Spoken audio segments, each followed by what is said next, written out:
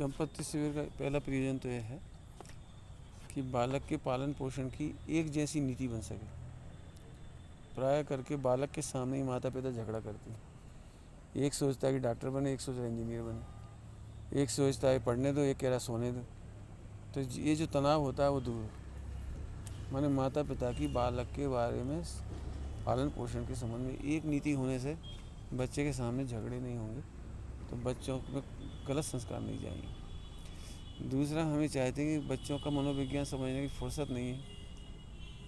पहले ज़माने में तो क्या होता था कि माता पिता बच्चों को पालते ही नहीं थे। खास दादा दादी होते थे, जेठानी यानी चाची होती थी, ताई होती थी, घर में जॉइंट फैमिली होती थी, बुआ होती थी, तो हाथों ही हाथ पल जाते थे बच्चे।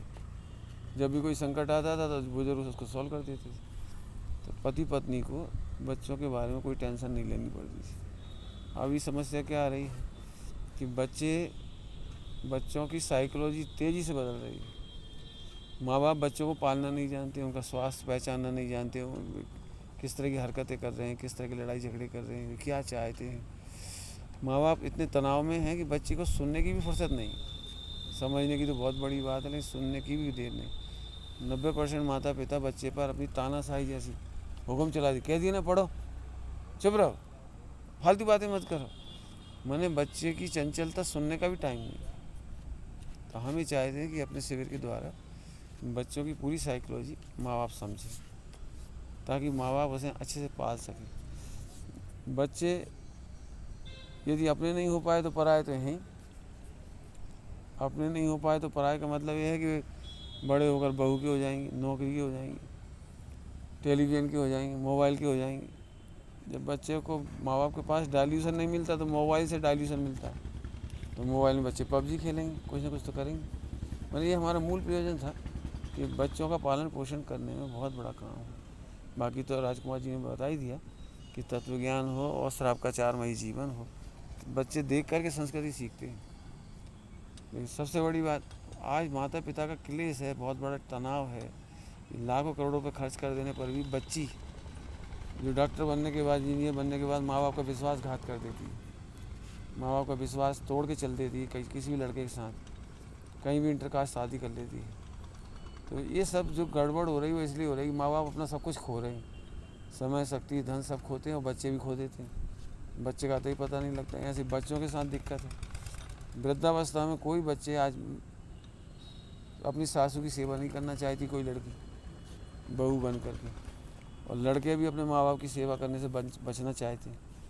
इन सब बातों से बचाने के लिए बच्चों की शिक्षा पद्धति क्या हो उस पर भी चर्चा होनी है। स्वास्थ्य पद्धति क्या हो उसको भी समझना चाहिए। बच्चों के खेल कूद कैसे हों, बच्चों को मनोरंजन कैसा हो, बच्चों को प्रतिदिन कितना माँ बाप को समय देना चाहिए, ये सब बातें अपन पेरेंट्स को सिखाना चाह रहे हैं। इसलिए शिविर की ज़रूरत है। दूसरी, बच्चों की शिक्षा के संबंध में बच्चे तनावग्रस्त क्यों हो रहे हैं, आत्महत्या क्यों कर रहे हैं, ऐसी कौन सी पढ़ाई जो बच्चों को तनावग्रस्त ना होने दे, नैतिक मूल्यों से समृद्ध करे। और वे बच्चे उन्हीं बच्चों में से, अपने ही बच्चों में से, अभी 18,500 वर्ष तक परंपरा चलनी है। कल हम नहीं होंगे लेकिन आचार्य कुंद इन्हीं में से बनेंगे, कान्जी स्वामी इन्हीं में से पैदा होंगे, पंडित टोडरमल जी इन्हीं में से निकलेंगे। हमें भविष्य में जो धर्म की समृद्धि और सुरक्षा करनी है, संवहन करना है, उसके लिए भी ज़रूरी है कि माँ बाप अपने बच्चों को भली प्रकार से, सम्यक प्रकार से पालन पोषण करें, ताकि बच्चों का हित भी हो, बच्चों की आत्मा का हित भी हो और समाज में उनका स्थान भी सुनिश्चित हो। दुखी ना हो, बीमार ना हो, परेशान ना हो, आत्मघात ना करें और तनाव में ग्रस्त होकर कोई भी प्रकार का अपराध ना करें, कुशील का पालन कुशील का सेवन ना करें।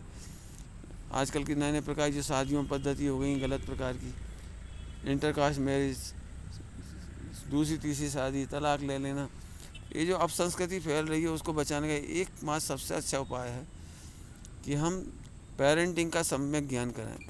तो इस शिविर के माध्यम से हम पूरी कोशिश करेंगे कि पेरेंटिंग का सम्यक ज्ञान हो।